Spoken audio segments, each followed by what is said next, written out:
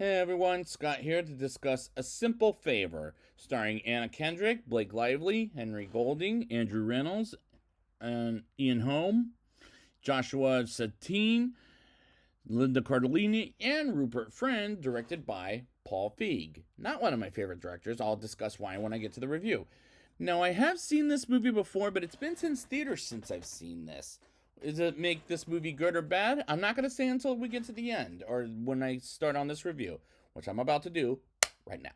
Stephanie Smothers, played by Anna Kendrick, opens this movie after the opening credits with her blog for all the mothers out there as she bakes and brings up her friend Emily Nelson, played by Blake Lively, as has been missing for 5 days, and she narrates about how she first met her at school when cuisine day for the kids, including their sons Miles, who's Stephanie's son, and played by Andrew Reynolds, and Nicky, who's Emily's son, and played by Ian Ho. As she visits their classroom, and Miles and Nicky are friends, and Stephanie meets Emily as Nicky asks Stephanie and Emily if he and Miles can have a play date. And Emily reluctantly accepts as long as Stephanie can help her out by talking to her, and they arrive at Emily's house and have a couple of martinis while Stephanie says sorry a hell of a lot, and Emily says she has nothing to apologize for, even though it's a habit.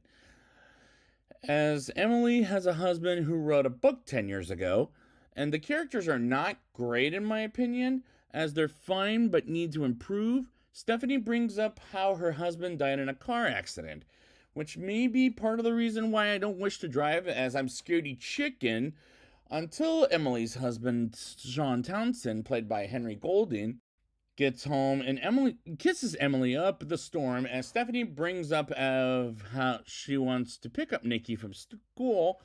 She can eventually, and she can, and Emily starts taking up her on her offer and eventually takes advantage of Stephanie. While the first day, Stephanie picks Nicky up and Miles, as well as Miles, from school and play in the park, while Stephanie takes a picture of Emily without her permission, and Emily demands Stephanie to delete the picture. And Emily gives Stephanie some advice about her boss, Dennis Nylon, played by Rupert Friend, and how to sass at them or else they'll fuck you over, which, in my opinion, that's a way to get your ass fired from your job. And I don't like this piece of dialogue. And they go back to Emily's house, and have a martini. And Paul Feig, like I said, is not one of my favorite directors after this and the remake of Ghostbusters, and anything with Melissa McCarthy in general, whom I'm not a fan of in general. I don't think she's funny.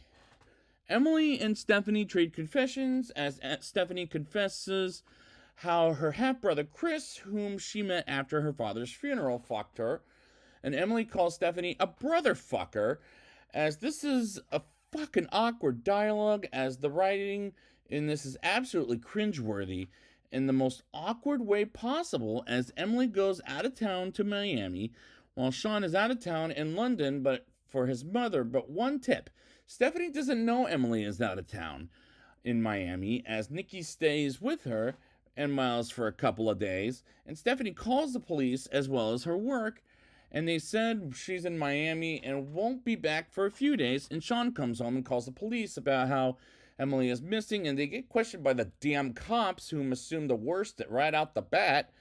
And again, cringeworthy dialogue that is absolutely fucking horrible.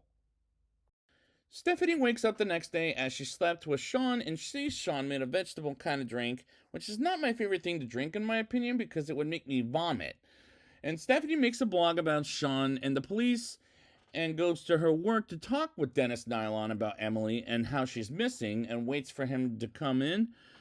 And eventually, Dennis comes in and acts like a jackass to Stephanie because he doesn't give a shit about Emily being out of town, while Stephanie sneaks into Emily's office and finds a note that says, "Gotta have faith," and hides it in her desk, while Dennis gets a security guard to get Stephanie, and she takes Emily's advice to not take any shit from him, and makes a sign that says, "Have you seen Emily Nelson?"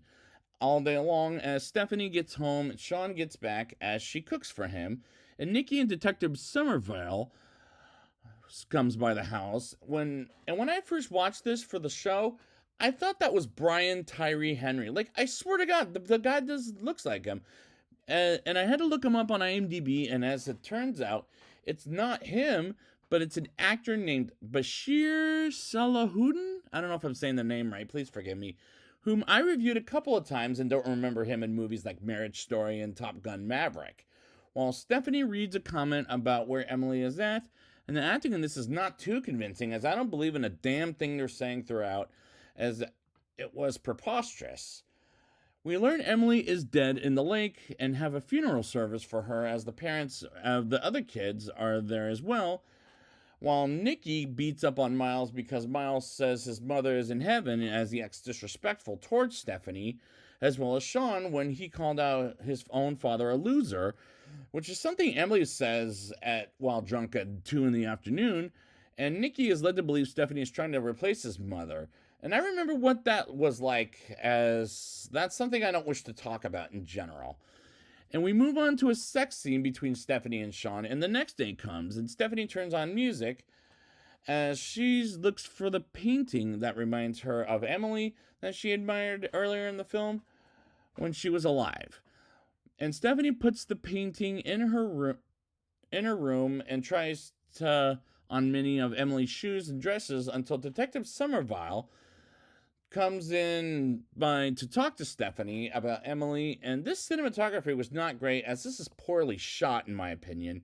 Somerville asks more questions about Emily while Stephanie is uncomfortable while having one of Emily's dresses on, and leaves awkwardly, and all of a sudden takes off the dress with scissors because it felt too tight for her. And Stephanie goes to Sean's work, as he's a professor at a college, and sees a woman hugging him, while later at night during dinner, Nicky saw Emily, and Stephanie and Sean are led to believe they're playing a joke on some kind, and Nicky runs out of the table saying to Stephanie, "Fuck you," and they go to bed as she finds a bracelet she gave to Emily earlier in the film, and smells perfume, as well as Emily herself. And we flash back when Emily was alive and says it's not her, it's her on or me. And I'm thinking, what the fuck did she mean by that? As that was confusing, and fucks Emily and gives her Nicky. And this movie is confusing to a point. It doesn't make much sense whatsoever, and that doesn't make me happy. And I typically like Anna Kendrick, but this is not one of her best performances, in my opinion. Forget Pitch Perfect 3, by the way. This is probably, well, this is a better movie than that. I'll just say that much. So, never mind that. Stephanie and Sean say they love each other and asks Stephanie to move in with him, while she threw away Emily's shoes, but Emily puts them back off screen, and Stephanie feels frightened while she's driving. Nicky wanted to give Stephanie a note and almost kills herself, as well as Nicky and Miles, and says to her, "Damn, woman, are you trying to kill us?" When I'm thinking Nicky is the one handing out the goddamn envelope, as he's the one trying to get everyone killed. Like, Jesus Christ, that was a stupid move by Nicky. And Emily calls Stephanie, and Stephanie asks why is she terrorizing her, and goes to Sean while at work and decides to go on home and take a breath as she thinks about her past with her husband Davis. I guess that's her husband's name, and Chris, aka her half-brother, and the argument they had before the car accident. And I get the impression Chris tried to kill Davis and himself, which is a ridiculous theory, as it's so stupid. And we flash back to when Stephanie and Emily kiss each other, and I'm thinking, this is a stupid movie at this point. Stephanie goes out of town and goes to the painting of the art, whom happens to be Diana Hyland, played by Linda Cardellini, briefly, who says to Stephanie her name isn't Emily, it's Claudia.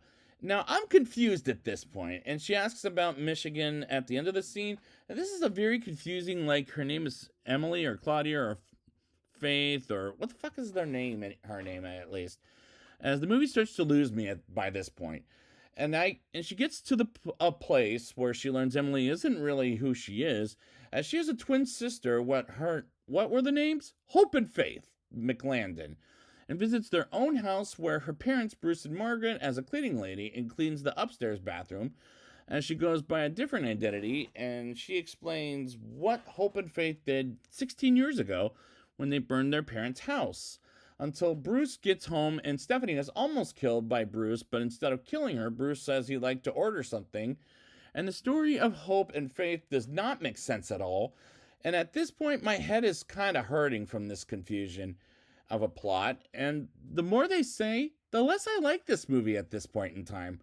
Stephanie records a blog to expose Emily as she tells the world her real name is Claudia, and she drives home like she got the bitch, and listens to rap music like she felt good for lying her motherfucking ass off. And she gets home with Sean, Miles, and a disrespectful Nikki as we move on to Sean at a restaurant. And Emily goes up and sits at the table and exposes her plan, or in her case, his plan. As this is a manipulative plot and pretty fucking hypocritical while Stephanie gets an insurance guide, as she gets Sean while he doesn't know what about Emily's twin sister.